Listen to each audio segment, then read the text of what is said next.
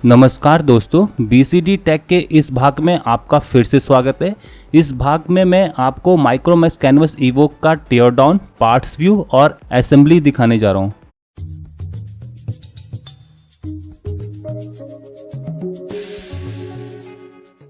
ये है मेरा माइक्रोमैक्स कैनवस इवोक, जिसको कि मैंने 8,499 रुपये का खरीदा था। आप हमारी पुरानी वीडियो देख सकते हो इस फ़ोन के बारे में, लिंक यहाँ फ्लैश करें। तो दोस्तों आइए शुरू करते हैं इस फ़ोन का टीयर डाउन। तो दोस्तों टीयर डाउन करने के लिए आपको सबसे पहले इस फ़ोन को करना पड़ेगा बंद। पावर बटन को दबा दीजिए और फिर पावर ऑफ पर टैप कर दीजिए, उसके बाद ओके पर टैप कर दीजिए। तो दोस्तों अब ये पावर ऑफ हो रहा है, तो जैसे ही पावर ऑफ हो जाए तो आपको इसका जो बैक कवर वो निकालना है। तो दोस्तों यहाँ पर एक छोटी सी नोच है, इस नोच के जरिए आप बैक कवर को खींच के निकाल लीजिए।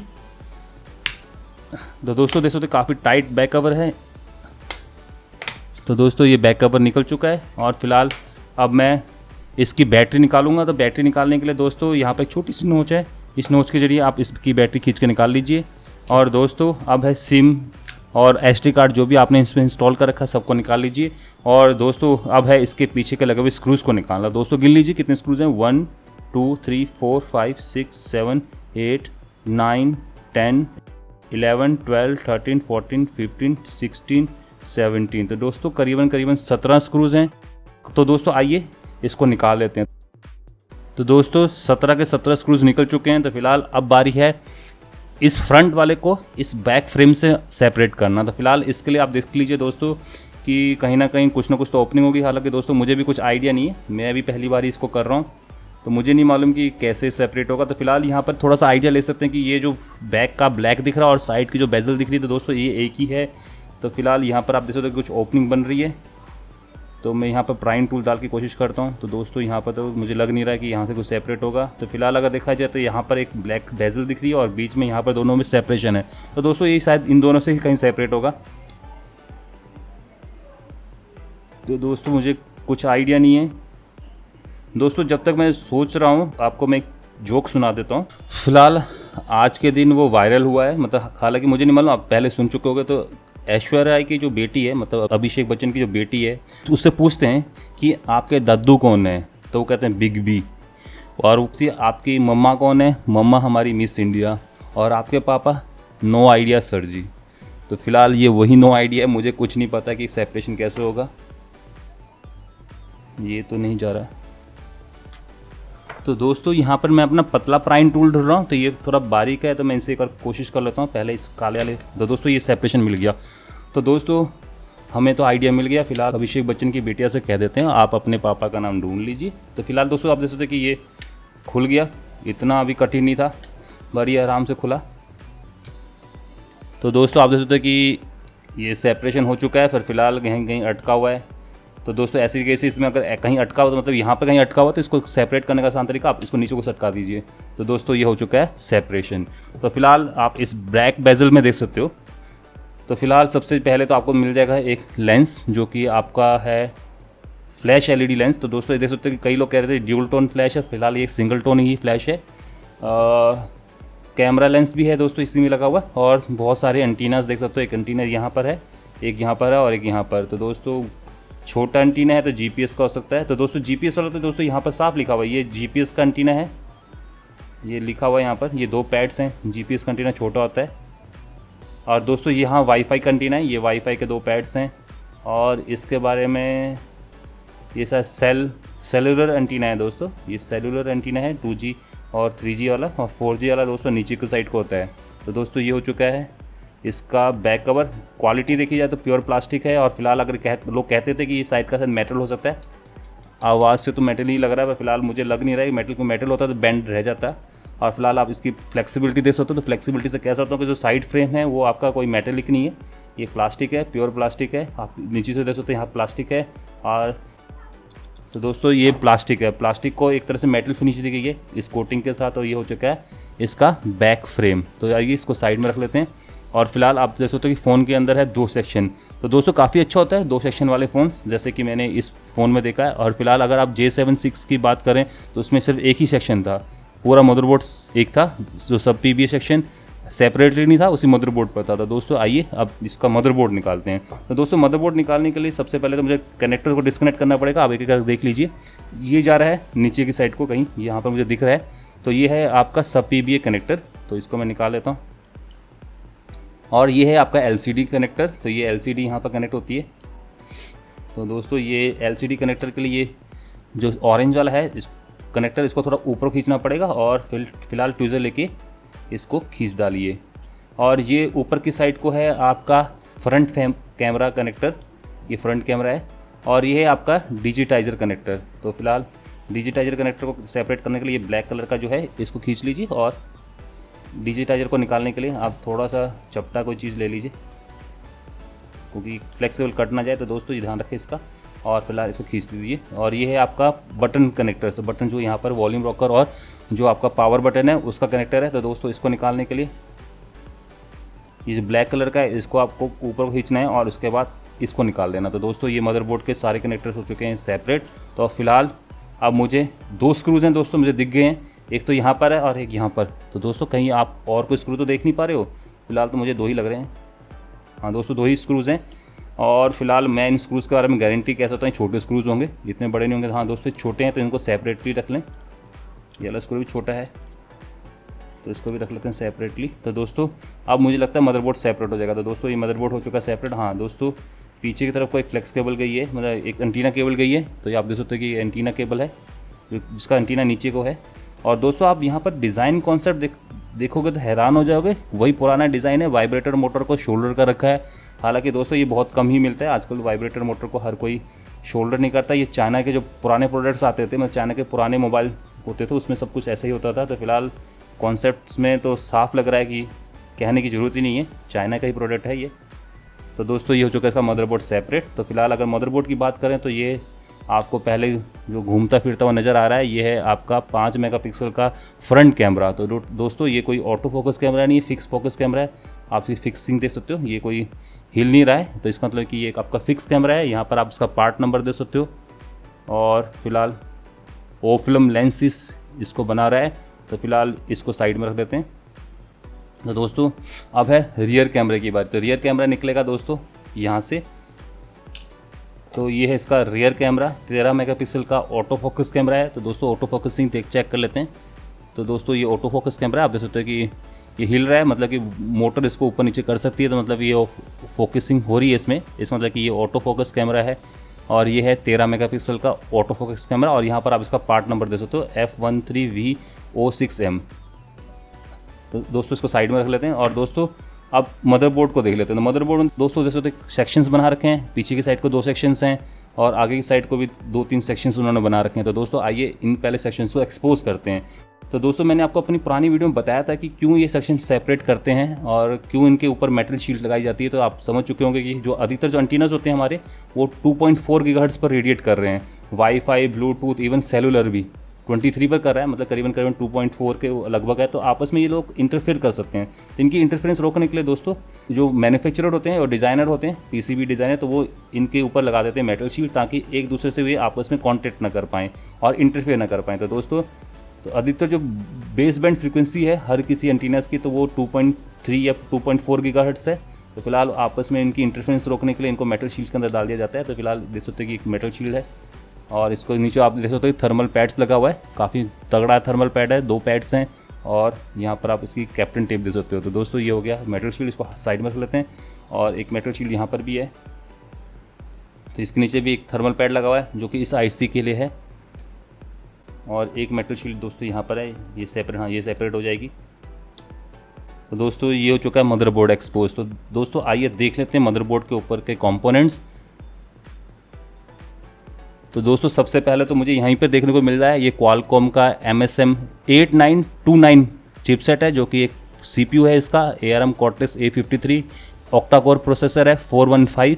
तो दोस्तों ये देख सकते हो, ये है पहली बार दोस्तों मैंने देखा कि क्वालकॉम का प्रोसेसर ऊपर की साइड को आया हुआ है। हालांकि आज तक जो डिज़ाइन कॉन्सेप्ट रहा है क्वालकॉम का, तो प्रोसेसर होता है नीचे को, उसके ऊपर लगाई जाती है रैम। तो फिलहाल यहाँ पर कॉन्सेप्ट थोड़ा उल्टा हो गया, प्रोसेसर यहाँ है, रैम का कुछ आता पता नहीं। तो दोस्तों आइए ढूंढते हैं रैम कहाँ है। ये देख सकते हो ये हाइनेक्स की है URKUM। तो दोस्तों ये एक सिंगल चिप सोल्यूशन है, मतलब कि इसके अंदर आपको मिल जाएगी 16 GB की रोम और आपकी 3 GB की रैम। तो दोस्तों ये सिंगल चिप सोल्यूशन है, हाइनेक्स इसको बना रहा है। तो फिलहाल देख सकते हो कि यहाँ पर उन्होंने काफ़ी बढ़िया डिज़ाइन कॉन्सेप्ट इस्तेमाल किया है। 3 GB की रैम और 16 GB की रोम सब कुछ इसी में है।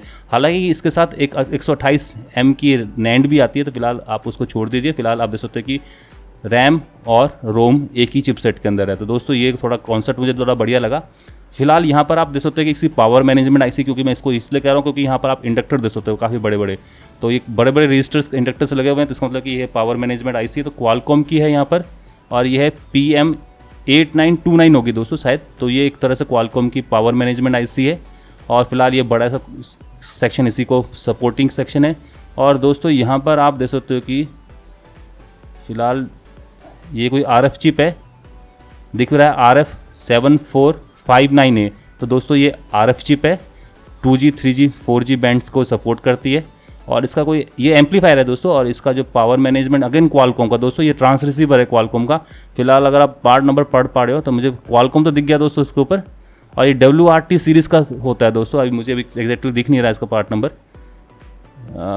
मेरा कैमरा इतना नहीं कर पाएगा। तो फिलहाल आप WRT देख सकते हो, यहाँ पर मैंने देख लिया है। और आगे का पार्ट नंबर नहीं देख पा रहे। तो दोस्तों ये 2G 3G और 4G रिसीवर है। इसको जो एंटीना से सिग्नल आ रहे हैं तो पहले यहाँ पर जा रहे हैं और इसके बाद ये इसके जरिए एम्पलीफाई हो रहा है। तो दोस्तों ये एक तरह से ट्रांस रिसीवर सेक्शन हो गया इसका। और दोस्तों फिलहाल मैं बड़े बड़े आईसी पढ़ लेता हूँ, उसके बाद मैं आपको दिखा देता हूँ। और दोस्तों यहाँ सेक्शन में आप देख सकते हो छोटे छोटे छिटपुट से आईसीज़ हैं। यहाँ पर भी आप एक तरह का आईसी देख सकते हो। फिलहाल मैं इसको पढ़ नहीं पा रहा हूँ क्योंकि इसके ऊपर लगी हुई है ये मेटल शील्ड और फिलहाल मुश्किल है। तो दोस्तों आइए इसको छोड़ देते हैं। फिलहाल अब देख लेते हैं मदरबोर्ड को। तो मदरबोर्ड को देखा जाए तो मदरबोर्ड कुछ दिखने में ऐसा है। यहाँ पर आप MI का स्टिकर देख सकते हो, ये MI का स्टिकर लगा हुआ है। और फिलहाल कोई यहाँ पर pH मीटर मतलब कि एक तरह से सेंसर नहीं लगा हुआ है जो कि वाटर को चेक कर पाए। तो फिलहाल ये हो गया मदरबोर्ड का पीछे वाला सेक्शन। तो फिलहाल आप देख सकते हैं इस पीछे वाले सेक्शन में आपको मिल जाएगा secondary microphone for noise cancellation. दोस्तों ये माइक्रोफोन है और कॉन्सेप्ट देखा जाए तो पुराना डिज़ाइन है, कोई नया सिंगल चिप सोल्यूशन नहीं है। ये एक नोटिफिकेशन LED है, छोटे छोटे चिटपुट आईसीज़ हैं। यहाँ पर आप रिसीवर कनेक्टर देख सकते हो, ये रिसीवर कनेक्टर है। ये आपका प्रॉक्सिमिटी और एम्बिएंट लाइट सेंसर है। 3.5 mm का ये सॉकेट हो गया। ये आपका प्रोसेसर और रैम और पावर मैनेजमेंट सेक्शन हो गया। ये आपकी वाइब्रेटर मोटर होगी। ये आपका बैटरी कनेक्टर हो गया। और यहाँ पर एक छोटा सा छिटपुट सा कोई सेक्शन दे रखा है। फिलहाल उसको मैं एक्सपोज नहीं कर पाता क्योंकि ये मेटल शील्ड्स शोल्डर्ड हैं। और ये इसका RF ट्रांस रिसीवर सेक्शन हो गया। तो दोस्तों ये तो हो गया इस साइड से। आइए अब इस साइड से देख लेते हैं। दोस्तों इस साइड में आप देख सकते हैं कि 3.5 mm का ये सॉकेट है। यहाँ पर आप इसका कनेक्टर देख सकते हो। ये है आपका GPS कनेक्टर, GPS का एंटीना कनेक्टर। ये है वाईफाई का एंटीना कनेक्टर। और आप ये कनेक्टर देख सकते हो, तो ये है फ्रंट कैमरा कनेक्टर। और ये आपके जो 3 कनेक्टर है ट्रांस रिसीवर सेक्शन के कनेक्टर्स है। आप देख सकते हो कि यहाँ पर भी कोई छोटा मोटा RF सेक्शन लगा हुआ है। तो दोस्तों इसका बारे में कुछ आइडिया नहीं है कि क्या है ये, क्योंकि आईसीज़ नहीं पढ़ी जा रही, तो आईसीज़ पढ़ लें तो पता चल जाए। और ये आपका फ्लैश LED है, उसका ड्राइवर लगा हुआ है यहाँ पर। आप इंडक्टर देख सकते हो इस ड्राइवर के लिए। और ये आपका LCD कनेक्टर हो गया दोस्तों ये आपकी सिम ट्रे 1 होगी, ये सिम ट्रे 2 होगी। और यहाँ पर एक टेस्ट पॉइंट देख सकते हो दोस्तों, इसमें आप अपना एक स्पेक्ट्रोमीटर या एक सिग्नल जनरेटर यहाँ पर लगा सकते हो ताकि आप इस बोर्ड को टेस्ट कर सको। और ये आपका हो गया सब PB कनेक्टर। और ये आपका पीछे बैटरी कनेक्टर का पीछे वाला पोर्शन। और ये आपका माइक्रो SD कार्ड स्लॉट। यहाँ पर आप पावर बटन को कनेक्टर कर सकते हो। तो दोस्तों अगर आपका पावर कीज टूट गई है तो आप इन 3 बटन के जरिए भी उसको हैंडल कर सकते हो। मतलब किसी 2 को शॉर्ट करने के बाद आपका फ़ोन ऑन हो जाएगा। और फिलहाल आप ये कनेक्टर है तो ये कनेक्टर दोस्तों आपका टच कर कनेक्टर है। यहाँ पर भी टेस्ट पॉइंट लगे हुए 3। तो दोस्तों ये हो चुका है इस मदरबोर्ड का पीछे वाला सेक्शन और ये हो चुका है इसका फ्रंट वाला सेक्शन। तो दोस्तों ये है इस मदरबोर्ड की लेआउट। तो दोस्तों आइए अब मदरबोर्ड को साइड में रख लेते हैं और फिलहाल अब बढ़ते हैं आगे वाले फ्रेम की साइड को। तो दोस्तों आगे वाला फ्रेम जैसे तो कुछ इस टाइप का है। और इस आगे वाले फ्रेम में जो अब कंपोनेंट बचा हुआ है, एक तो बचा हुआ है आपका ये रिसीवर स्पीकर। तो अगर आपका रिसीवर स्पीकर ख़राब हो जाए तो आपको ये कंपोनेंट बदलना है। तो ये है इसका रिसीवर स्पीकर। तो दोस्तों देख सकते हो कि ग्लू के साथ चिपका रखा है, डबल साइडेड टेप है। तो ये है रिसीवर स्पीकर कुछ इस टाइप से, कोई पार्ट नंबर नहीं, बस आपको याद रखना कि रिप्लेसमेंट में कुछ इस टाइप का डिज़ाइन होना चाहिए। साइज़ भी बिल्कुल यही मंगवाएं और जैसे मिल जाए तो उसको फिट कर लें। तो दोस्तों कुछ इसके साथ रबर गैस्केट आ रखी हैं, जैसे कि प्रॉक्सिमिटी और एम्बिएंट लाइट सेंसर के लिए रबर गैस्केट है।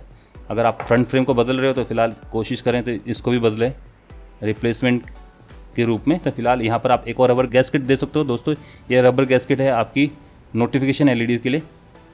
यहाँ पर कोई गैस्केट नहीं फ्रंट कैमरा के लिए। तो दोस्तों यहाँ पर अब कुछ पार्ट नहीं। तो दोस्तों अब बचा है सब PB सेक्शन। तो सब PB सेक्शन को निकालने के लिए एक स्क्रू लगा हुआ है दोस्तों। ये भी छोटा स्क्रू है, मतलब मुझे लगता है ऐसा, देख लेते हैं। दोस्तों ये भी छोटा स्क्रू है। तो मैं स्क्रू को हटा देता हूँ। तो दोस्तों ये है इसका सब पीबीए सेक्शन, और सब पीबीए सेक्शन का प्लास्टिक दोस्तों। तो इसमें देख सकते हैं एक एंटीना लगा हुआ पीछे की साइड को, और ये आपका 4G GSM एंटीना है। तो ये आप देख सकते हैं कि कनेक्टर एक, हालांकि एंटीना में एक कनेक्टर नहीं होता, 2 कनेक्टर्स होते हैं दोस्तों। फिलहाल देख सकते हैं 3 कनेक्टर्स होते हैं। तो तीनों कनेक्टर्स दोस्तों, एक तो आपका कॉपर पैडेड है दोस्तों, आपके दोनों एक तरह से डाइलेक्ट्रिक पर बना रखे हुए हैं। तो ये हो गया इसका प्लास्टिक। अगर आपका मतलब कि लाउड स्पीकर वर्क नहीं कर रहा तो आपको इस पार्ट को बदलना पड़ेगा। आइए देख लेते हैं कि लाउड स्पीकर से निकल सकता है कि हाँ दोस्तों निकल जाएगा आराम से। तो ट्वीज़र से पकड़ के इसको दबा के खींच डालिए, तो ये आपका लाउड स्पीकर निकल गया। और दोस्तों डिज़ाइन कॉन्सेप्ट देख सकते हो कि वही है, पुराना जो लाउड स्पीकर आज तक आप फ़ोनों में देखते आए हो तो वही है। करीबन 0.5 वाट का ये स्पीकर होता है। तो फिलहाल इसको साइड में रख लेते हैं। तो दोस्तों अब है सब पीबीए सेक्शन को निकालने की बारी। तो सब पीबीए सेक्शन को निकालने से पहले मैं इस एंटीना केबल को डिस्कनेक्ट कर देता हूँ। ये एक तरह से एंटीना केबल है जो कि मेन बोर्ड से कनेक्ट कर रही है सब पीबीए बोर्ड को। तो फिलहाल इसको साइड में रख लेते हैं। और दोस्तों एक कनेक्टर यहाँ लगा हुआ है सब पीबीए कनेक्टर, इसको साइड में कर लेते हैं। फिलहाल इस कनेक्टर को यहाँ से कनेक्ट कर रखा है। और दोस्तों अब है सब पीबीए सेक्शन को उठाने की बारी। तो मैं उठा रहा हूँ, कोई स्क्रू नहीं है मुझे लग रहा है। और दोस्तों प्रोफाइल देखा जाए तो सब पीबीए सेक्शन का प्रोफाइल काफ़ी पतला है, काफ़ी पतला बोर्ड यूज इस्तेमाल किया उन्होंने। और देख सकते हो कि कितना पतला और फ्लेक्सिबल बोर्ड है। और फिलहाल इस सब पीबीए सेक्शन पर अगर कंपोनेंट्स की बात की जाए तो इक्का दुक्का कंपोनेंट्स ही मिलेंगे। ये कनेक्टर हो गया, थोड़े से यहाँ पर छोटे छोटे IC लिखे हुए हैं। ये आपका हो गया micro USB port for data syncing, charging और OTG। और यहाँ पर आपको इसका ESD प्रोटेक्शन ICs देख सकते हो। और फिलहाल ये आपका हो गया एंटीना कनेक्टर्स। और दोस्तों पीछे की साइड को कुछ नहीं। और हाँ यहाँ पर आप देख सकते हो इसका मेन माइक्रोफोन। तो दोस्तों ये पुराना माइक्रोफोन है, मुझे नहीं लगता कि इतनी अच्छी क्वालिटी की ये वॉइस को पिकअप कर रहा होगा। फिलहाल आप देख सकते हो कि कैपेसिटिव ट्रांसड्यूसर हैं ये थोड़े से। तो फिलहाल ये हो गया इसका सब पीबीए सेक्शन, पतला बोर्ड है। एक और मदरबोर्ड के प्रोफाइल, तो दोस्तों मदरबोर्ड थोड़ा सा मोटा है एज़ कम्पेयर टू इस सब पीबीए सेक्शन। और फिलहाल इतना मोटा भी नहीं जितना कि आपको और फोन्स में देखने को मिल जाएगा। फिलहाल ये है इसका मदरबोर्ड। तो आइए इसको साइड में रख लेते हैं। दोस्तों अब है इस सेक्शन से निकालने की बारी LCDs को, डिजिटाइजर को और ग्लास को। तो दोस्तों फिलहाल क्या करें, क्योंकि मुझे लग रहा है एक बार टाइम देख लेते हैं।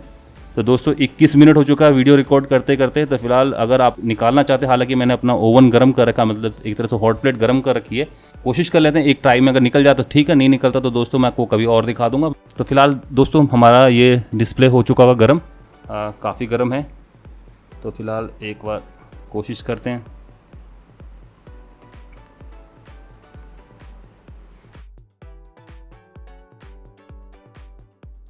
फिलहाल मैं रहने देता हूँ कि मेरा कैमरा भी यहाँ पर धोखा दे रहा है और मैं ज़्यादा देर अब कैमरे को बचा नहीं पाऊँगा। छोड़ देता हूँ दोस्तों मैं इसको यहाँ पर, आगे कभी फ्यूचर में ज़रूरत पड़ेगी तो मैं आपको दिखा दूँगा। तो दोस्तों ये हैं इस माइक्रोमैक्स कैनवस ईवो के पार्ट्स। इसके साथ आता है आपका एक back cover, motherboard, metal shields, आपका फ्रंट कैमरा, रियर कैमरा, ये आपका back bezel, antenna connector cable, battery, motherboard screws, आपका सब पीबीए प्लास्टिक, आपका टोटल मिला के 17 स्क्रूज़, और आपका सब पीबीए का प्लास्टिक का स्क्रू, आपका फ्रंट फ्रेम जिसके अंदर लगी हुई है आपकी LCD, डिजिटाइजर और टच, और साथ ही में आपका है रिसीवर स्पीकर और एक सब पीबीए बोर्ड। तो दोस्तों ये हो चुके हैं इस फ़ोन के पार्ट्स। तो दोस्तों आइए अब चलते हैं इसकी असेंबली साइड को। तो दोस्तों असेंबली करने के लिए आपको रिवर्स में चलना होगा। मैं जैसे मैंने इसको पहले टीयर डाउन किया था उसको उल्टा चलना पड़ेगा। तो फिलहाल सबसे पहले मैं लगा देता हूँ इसके ऊपर ये सब पीबीए बोर्ड, कनेक्टर कनेक्ट कर देता हूँ और साथ ही में अब एंटीना केबल को लगा देता हूँ। ये कनेक्टर है दोस्तों, यहाँ पर कनेक्टर पर मैं लगा देता हूँ। तो दोस्तों एंटीना केबल यहाँ पर कनेक्ट हो चुकी है। तो दोस्तों सब पीबीए सेक्शन तो हो चुका है रेडी और मैं इसमें लगाने वाला हूँ इसका प्लास्टिक। तो प्लास्टिक लगाने से पहले का चेक कर लें कि आपका जो रिसीवर स्पीकर है वो लगा हुआ कि नहीं लगा हुआ है। अब देखो रिसीवर स्पीकर का दोस्तों कनेक्टर ऐसे लगने चाहिए, तो आप चेक कर लीजिए। अगर आपका गिर गया हो, जैसे मेरा गिर गया था, तो फिलहाल आप चेक कर लीजिए, कुछ ऐसा लगेगा ये। तो दोस्तों ये लग चुका है और अब देख सकते हो कि दोस्तों इसकी ग्लू ढीली पड़ चुकी है। तो आप चिंता मत कीजिए, जब भी आप रिप्लेसमेंट पार्ट मंगवाओगे इस टाइप का तो उसके पीछे ग्लू का स्टिकर लगा हुआ आएगा। तो आप चिंता मत कीजिए, स्टिकर लगा होगा तो स्टिकर के जरिए आप उसको जब हटाओगे तो ग्लू अपने आप आपके साथ आ जाएगी। तो फिलहाल यहाँ पर जरूरत नहीं है मुझे। तो दोस्तों ये हो चुका है रेडी। अब मैं डाल देता हूँ इसका सब पीबीए का स्क्रू। तो हालांकि मदरबोर्ड के स्क्रू और इसके स्क्रू में कोई ज़्यादा डिफरेंस नहीं है, आप किसी को भी यूज़ कर सकते हैं। पर फिलहाल आप याद ध्यान रखें कि जो आपके जो मेन स्क्रूज थे 17 स्क्रूज, उससे इसको इंटरचेंज करने की कोशिश ना करें। तो दोस्तों थोड़ा सा यहाँ पर प्ले आ रहा है, प्ले आपका अपने आप खत्म हो जाएगा जैसे आप इसके ऊपर ये बैक फ्रेम लगाओगे। तो दोस्तों ये हो चुका है इसका सब पीबीए सेक्शन वाला थिंग रेडी। अब दोस्तों मैं लगाने जा रहा हूँ इसका मदरबोर्ड। तो मदरबोर्ड लगाने से पहले इसके जो मेटल शीट्स मैंने निकाली थी उन सबको मैं वापस लगा देता हूँ।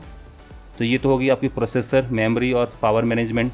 तो दोस्तों पावर मैनेजमेंट का मतलब क्या होता है कि जो पूरे बोर्ड को पावर दे रहा है, और साथ ही में पावर मैनेजमेंट आईसी आपका चार्जिंग के लिए भी रिस्पॉन्सिबल होती है। तो दोस्तों पावर मैनेजमेंट यहाँ पर क्वालकॉम का है। ये हो गया मदरबोर्ड रेडी। तो फिलहाल मदरबोर्ड लगाने से पहले एक बार आप ध्यान रखें कि आपका जो ये फ्रंट कैमरा है ये पहले लगाओ। तो दोस्तों सारा रास्ता क्लियर है। अब मैं रियर कैमरा को लगाने जा रहा हूँ। रियर कैमरा आप बाद में भी लगा सकते हो, ऐसा कोई हार्ड एंड फास्ट नहीं कि अभी लगाना है आपको। तो फिलहाल अगर लगा लें तो ज़्यादा बेटर रहेगा। तो फिलहाल ये रियर कैमरा लग चुका है। अब दोस्तों मैं मदरबोर्ड को एडजस्ट करने जा रहा हूँ। तो दोस्तों ध्यान रखें सारी फ्लेक्स केबल आपके साइड हों, और आपने जितने भी रबर गैस्केट निकाल रखे हैं उस सबको लगा दें, और उसके बाद एडजस्ट कर लें मदरबोर्ड को। तो मदरबोर्ड होगा कुछ इस टाइप से एडजस्ट। तो मदरबोर्ड हो चुका है एडजस्ट। तो फिलहाल पहले तो स्क्रू लगा लेते हैं, क्योंकि हो सकता है कि मदरबोर्ड उड़ जाए या खींच जाए आपके हाथों से। तो हो सकता है अगर कोई फ्लेक्स केबल आपने कनेक्ट कर रखी तो वो फट जाए। तो बेटर है कि पहले स्क्रू लगा के इसको सिक्योर कर लें, और उसी के बाद फ्लेक्स केबल को यहाँ पर इंस्टॉल करते हैं। तो फिलहाल 2 स्क्रूज़ हैं, दोनों स्क्रूज़ मैंने लगा दिए हैं, और मदरबोर्ड भी अच्छे से सेट हो चुका है। वेरीफाई कर लें तो बढ़िया है। अब मैं सबसे पहले लगाने जा रहा हूँ सब PVA कनेक्टर, और इस ऑरेंज वाली फ्लेक्स को ऊपर उठा के, मतलब प्लास्टिक उठा के मैं इस फ्लेक्स को डाल देता हूँ। ये है LCD फ्लेक्स, ये है आपका फ्रंट कैमरा कनेक्टर। तो मैं यहाँ पर फ्लेक्स को डाल रहा हूँ फ्रंट कैमरा से जो आ रखी है, और मैं डालने जा रहा हूँ दोस्तों आपका डिजिटाइजर वाला कनेक्टर। अब मैं लगाने जा रहा हूँ दोस्तों, पहले तो मैं वाइब्रेटर मोटर को एडजस्ट कर लेता हूँ, और अब लगाने जा रहा हूँ पावर मैनेजमेंट जो वाला कनेक्टर है उसकी फ्लेक्स। तो दोस्तों ये कनेक्टर से लग चुके हैं और मदरबोर्ड भी हो चुका है रेडी। तो दोस्तों एक बार बंद करने से पहले आप एक बार बैटरी डाल के चेक कर लें कि ये फ़ोन बूट हो रहा है कि नहीं हो रहा है, क्योंकि अगर आपने कोई कंपोनेंट रिप्लेस किया हो तो हो सकता है कि आपसे कोई चीज़ें मिस हो गई हों। और फिलहाल एक बार चेक कर लें, सिर्फ अगर टर्न ऑन हो जाता है तो बेटर है, बस हो गया दोस्तों, इतना ही चेक करना है आपको। तो दोस्तों अगर ये हो चुका है तो इसका मतलब चलेगा आगे। तो फिलहाल अब मैं लगाने जा रहा हूँ इसका बैक बेजल, तो फ्रेम भी बोलते हैं दोस्तों इसको, बेजल साइड वाला हो गया, तो फ्रेम बैक फ्रेम है ये। अब दोस्तों मैं इसमें लगाने जा रहा हूँ, ये टोटल मिला के 17 स्क्रूज़ हैं। तो इन 17 स्क्रूज़ को मैं वापस लगाने जा रहा हूँ। तो दोस्तों यहाँ पर आप देख सकते हो कि मैंने आप 17 स्क्रूज़ लगा दिए। आप है बारी सिम लगाने की, सिम 1 को डाल देता हूँ, और साथ ही में SD कार्ड। तो ये SD कार्ड भी मैंने डाल दिया। तो दोस्तों अब है बैटरी लगाने की बारी। बैटरी को लगा देते हैं, और साथ ही में पिछला ढक्कन है उसको भी बंद कर देते हैं। तो दोस्तों ये हो चुका है बंद। तो आइए एक बार इसको ऑन करके चेक कर लें कि फ़ोन चल रहा है कि नहीं चल रहा। डिस्प्ले वर्क कर रहा है। तो दोस्तों अब ये फ़ोन हो चुका है बूट। आइए एक बार चेक कर लेते हैं। तो टच वर्क कर रहा है दोस्तों। तो दोस्तों यहाँ पर मैं कैमरे को चेक कर रहा हूँ, तो फिलहाल आपको बता दे रहा हूँ इसका कैमरा बहुत बकवास है, रद्दी है एक नंबर का। तो फिलहाल बैक कैमरा चल रहा है, फ्रंट कैमरे की बात कर लेते हैं। फ्रंट कैमरा भी चल रहा है दोस्तों। तो अब बैक कर लेते हैं दोस्तों। तो ये फ्रंट कैमरा तो चल रहा है। तो फिलहाल मैं आपको जो कैमरा की बात कर रहा हूँ, तो कैमरा एक नंबर का रद्दी कैमरा है दोस्तों। अगर मैं इसकी क्वालिटी की बात करूं तो बकवास है दोस्तों कैमरा। फोकसिंग तो कह सकते हैं कि हो ही नहीं रही है। मैं परेशान हो चुका इसको फोकस कर करके। कैमरा वाइज तो मैं इस फ़ोन को कहूँगा कुछ नहीं है इस कैमरे में। तो दोस्तों आप देख सकते हो कि फ़ोन चल रहा है, बढ़िया चल रहा है। स्पीकर भी चेक हो गए, टच भी चेक हो गया, और कैमरा से भी चेक हो गया। LCD चल ही रही है दोस्तों। तो दोस्तों यहाँ पर आपने देखा, अरे क्या मैसेज आ गया। हाँ दोस्तों मुझे एक चीज़ बताइए, फिलहाल मैं जाने से पहले आपसे ही क्वेश्चन पूछ डाला हूँ, कैसे ये मैं इस ब्रॉडकास्ट जो मैसेज आ रहे हैं सेल ब्रॉडकास्ट चैनल 50 से, इसको मैं बंद कर पाऊँ। तो दोस्तों फिलहाल थोड़ा सा मुझे यहाँ पर हेल्प कर दीजिए। फिलहाल दोस्तों यहाँ पर आपने देखा कि कैसे मैंने इस माइक्रोमैक्स कैनवस इवोक को टीयर किया, कैसे इसके मैंने पार्ट्स दिखाई, और कैसे मैंने इसको वापस असेंबल किया। इसी के साथ मैं अब इस माइक्रोमैक्स कैनवस इवोक की टीयर डाउन, पार्ट्स व्यू और असेंबली वाली इस वीडियो को समाप्त करने जा रहा हूँ। अगर आपको ये वीडियो पसंद आए तो फिलहाल इस वीडियो को लाइक कर दें, अगर ना पसंद आए तो डिसलाइक कर दें, और साथ ही में हमें कमेंट सेक्शन में बताएं कि क्या बुरा लगा जिसकी वजह से आप इसको डिसलाइक कर रहे हैं। आप इस वीडियो को अपने दोस्तों का शेयर करना ना भूलें, ताकि वो भी जान पाए कि माइक्रोमैक्स कैनवस इवोक के अंदर क्या है और ये किन किन कंपोनेंट्स से बना हुआ है, और दोस्तों इसको कैसे टीयर डाउन करें और इसको कैसे असेंबल करें। और दोस्तों आप हमारे चैनल को सब्सक्राइब करना ना भूलें, सब्सक्रिप्शन लिंक आपको यहाँ पर देखने को मिल जाएगा। और दोस्तों मेरी आगे आने वाली वीडियो में आप देखोगे इस मोटो G4 Plus का टीयर डाउन, स्पेसिफिकेशन और रिव्यू। तो फिलहाल यहाँ पर एक दिक्कत आ रही है, मैं जाने से पहले बता देता हूँ। इसका जो अगर बैक कवर मैं निकालता हूँ, ये बैक कवर निकाल दिया, तो स्क्रू देखो दोस्तों, यहाँ पर कोई फ्लिप स्क्रू नहीं है, आपके टॉरेक्स स्क्रूज हैं। टॉरेक्स स्क्रूज की बात करें तो मैंने टॉरेक्स स्क्रूज का जो ड्राइवर है पूरी किट ले रखी थी। तो फिलहाल इनमें से कुछ नहीं चल रहा है इसमें दोस्तों, ये छोटा हो जा रहा है और ये बड़ा हो जा रहा है। तो फिलहाल इसके लिए मुझे एक पूरी किट मंगवानी पड़ेगी। हालांकि मेरे पास एक किट थी और उसके जो बिट थी दोस्तों इस टाइप की बिट थी। हालांकि ये बिट बहुत कमज़ोर है, ये local China made screw driver है। ये बिट ख़राब कर देता था स्क्रूज़ को और ख़ुद भी ख़राब हो जाती थी। तो फिलहाल मैं ऐसे स्क्रू ड्राइवर की सारी बिट्स में फेंक चुका हूँ। और मेरे पास अभी कोई टोरेक्स वाला स्क्रू ड्राइवर नहीं है। जब मैं इसको परचेज कर लूँगा बिल्कुल इसी साइज़ का, तो मैं आपको इस वीडियो के साथ वापस आऊँगा। दोस्तों ये तो हो गया मेरी आगे आने वाली वीडियो। तो दोस्तों आप देख सकते हो कि फ़ोन को लिया हुआ मुझे अभी एक दिन भी नहीं हुआ। अभी तो फिलहाल दोस्तों मैंने इस फ़ोन को बूट किया है, मैंने अभी तक इसकी अनबॉक्सिंग की वीडियो बनाई है। और फिलहाल आप देख सकते हो कि फ़ोन की हालात देखोगे। अब देखो मैं इसका थोड़ा रब कर लेता हूँ और डिस्प्ले बंद कर देता हूँ, तो आप हैरान हो जाओगे। इतना लंबा स्क्रैच देखो, तो इतना लंबा स्क्रैच, ये देखो इतना लंबा स्क्रैच, छोटे छिटपुट स्क्रैच यहाँ पर भी है दोस्तों। ये दिख रहा है ना स्क्रैच आपको, हद होगी दोस्तों। गोरिल्ला ग्लास 3 है इस मोटो G4 प्लस के अंदर और स्क्रैच उससे भी बड़े हैं। तो दोस्तों यहाँ पर मैं कह सकता हूँ करके कि डिस्प्ले में कुछ चल रहा है मोटो G प्लस। हालांकि अब लेनोवो के पास है तो कुछ ना कुछ यहाँ पर चल रहा है, मुझे नहीं मालूम। तो फिलहाल क्या लोचा है इस पर हम लोग एक तरह से पूरी डिटेल स्टडी करेंगे, फ़ोन का टेस्ट करेंगे। बैंडिंग वाइज तो देखो फ़ोन टूट रहा है, मुझे तो लग नहीं रहा है झेल पाएगा बैंडिंग को। देख लेते हैं, नहीं झेल पाएगा दोस्तों, टूट जाएगा। और ये तो माशाल्लाह देख सकते हो इतना सैग आ गया, ये तो टिकेगा ही नहीं। तो दोस्तों फिलहाल आप देख सकते हो कि मेरी आगे आने वाली वीडियोस कितनी इंटरेस्टिंग है। तो फिलहाल आप हमारे चैनल को कंटिन्यू रखें और मुझे एक बार बता दें कि इस सेल ब्रॉडकास्टिंग मैसेज को कैसे बंद करें। तो दोस्तों आपसे अब मैं विदा चाहता हूँ। नमस्ते, जय हिंद, जय भारत, वंदे मातरम।